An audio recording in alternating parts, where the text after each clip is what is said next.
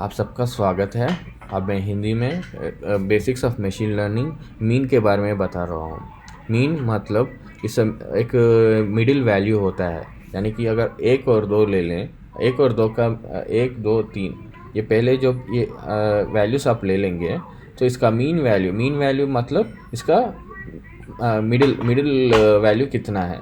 सो 1 + 2 3, 3 + 3 6, और 6 को आप 3 से डिवाइड करेंगे तो आपका वैल्यू होगा 2, यानी कि इन तीन वैल्यूज़ का मीन होगा 2। आपको एक मैट्रिक्स दिया गया है, इस मैट्रिक्स का मीन वैल्यू आपको पता करना पड़ेगा। ये इस प्रकार का एल्गोरिथम कई जगह पे आपको इस्तेमाल होगा। आपको जब ये मशीन लर्निंग का मैं आपको पार्ट पढ़ाते रहूँगा, इसके बारे में आपको और कुछ चीज़ें आपको हिंदी में बताऊँगा। अब ये है कॉलम वाइज। अब ये देखिए, इसका 3 रोस है और 3 कॉलम है। कॉलम ये देखिए, फर्स्ट कॉलम 1 4 7 है, सेकंड कॉलम 2 5 8। अगर आपको कॉलम वाइज आपको मीन वैल्यू निकालना है तो आप क्या करेंगे, आप 2 फॉर लूप यूज़ करेंगे और उसके हिसाब से जितना आपका समेशन होगा, ये जो फर्स्ट पहले कॉलम का जो समेशन होगा उसको आप रो से डिवाइड कर दीजिएगा और उसके हिसाब से आपको मीन वैल्यू आपको मिल जाएगा।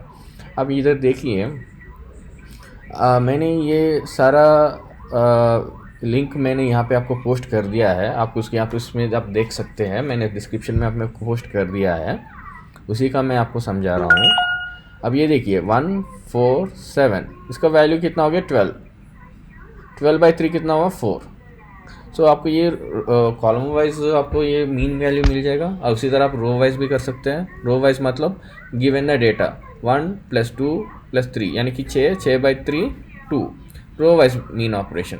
अब रो वाइज के और कॉलम वाइज में ज़्यादा अंतर नहीं है। देखो, आप जब रो वाइज देखते हो तो आप दो डबल फॉर लूप निकालते हो और जो कॉलम्स का जो वैल्यू आप समेशन करते हो और रो से डिवाइड करते हो। उसी तरह आप रो वाइज में यहाँ पे देखिए, यहाँ पे कॉलम वाइज में JI बोल के लिखा है और रो वाइज में आप IJ करेंगे। ये सिंपल एल्गोरिथम है, आप सीख सकते हैं, ज़्यादा परेशान की ज़रूरत नहीं है। आप ये देखो, रो का आप समेशन करोगे, रो का समेशन करने के बाद वो कॉलम से जब आप डिवाइड करोगे तो आपको रो वाइज का मीन पता चलेगा। ये बहुत सारे इंपॉर्टेंट ऑपरेशन है, आप बहुत सारे इसमें इस्तेमाल करोगे। अब ये देखिए, आप पहला रो कितना 1 + 2 + 3 3 6 होगा, 6/3 = 2 होगा। तो आपको हर रो का आपको रो वाइज मीन मिल जाएगा। अगर आप चाहते हैं तो आप numpy भी यूज़ कर सकते हैं।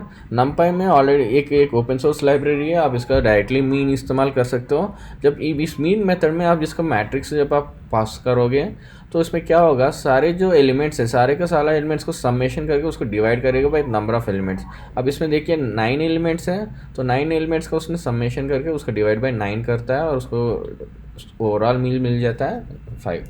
अगर आप चाहते हो कि आपको एक कॉलम वाइज जिस तरह हमने पहले किया, कॉलम वाइज में आपको मीन वैल्यूज चाहिए तो आपको ये एक्स्ट्रा एट्रीब्यूट का यूज़ करना पड़ेगा, एक्सिस 0 4 5 6।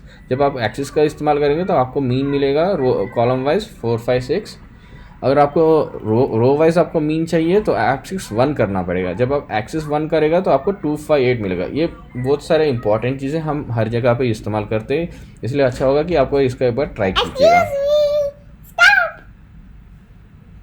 ओके, नाउ नाउ अब आप इसमें ओके, अब इसमें ओके, आप इसमें मैटलैब का आप ओपन सोर्स का यूज़ करके आप ओके,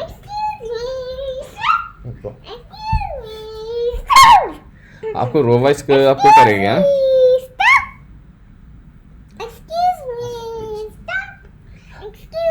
आप ये मैट्रिक्स में आप ये देखोगे, मैटलैब में आपको एक ग्राफ्स करना पड़ेगा। ये बहुत ज़रूरी है क्योंकि आपको जब एल्गोरिथम्स आप यूज़ करोगे या आपको बहुत बार हम लोग इसको यूज़ करना पड़ेगा।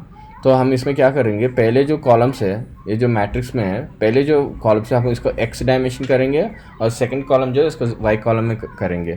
x, ये जो पहले जो कॉलम वाइज रहते हैं उसे हम डायमेंशंस बोलते हैं, और जो रो वाइज रहता है वो डेटा पॉइंट्स रहता है। तो डेटा पॉइंट्स कितना भी जा सकता है, मगर वो जो डायमेंशंस रहता है वो बहुत इंपॉर्टेंट रहता है। इसे कॉलम वाइज हम लोग का वो डायमेंशंस होता है कॉलम वाइज जब स्लाइस करेंगे। जब आपको कॉलम वाइज डेटा का ज़रूरत होता है तो अब हमको numpy अरे करना पड़ेगा। मान लीजिए कि आपके पास ये मैट्रिक्स है जी कि विच इज़ पाइथन का लिस्ट ऑफ लिस्ट होता है, तो इसे नमपाई के अरे ऑब्जेक्ट में कन्वर्ट करना पड़ेगा। जब आप नमपाई के अरे ऑब्जेक्ट आप कन्वर्ट करेंगे तो आपको स्लाइसिंग ऑपरेशन ईजी हो जाता है। यहाँ की देखो फर्स्ट कॉलम का है, ये सेकंड कॉलम का है, तो फर्स्ट कॉलम का आप देख लीजिएगा 1 4 7, तो ये एक्स डायमेंशन का आपको एक डेटा सेट आ जाता है। अब ये देखो जब 1 यानी कि सेकंड कॉलम का डेटा सेट 2 5 8 आपको ये मिल जाता है कि ये वाई डायमेंशन का डेटा सेट मिल जाता है। इन दोनों को इस्तेमाल करके हम 2 डायमेंशन का ग्राफ लगा सकते हैं। उसी तरह हम लोग 3D का भी कर सकते हैं। 3D का भी हम लोग 3 डायमेंशन में आप डिवाइड कर लीजिएगा। ये बहुत सारे 2 डायमेंशन बहुत सारे एल्गोरिथम्स में इस्तेमाल होता है, और 3 डायमेंशन ग्रेडियंट डिसेंडेंट में आपको इस्तेमाल होगा। आपको फ्यूचर क्लासेस में आपको पता चलेगा। ये क्लास अटेंड करने के लिए शुक्रिया।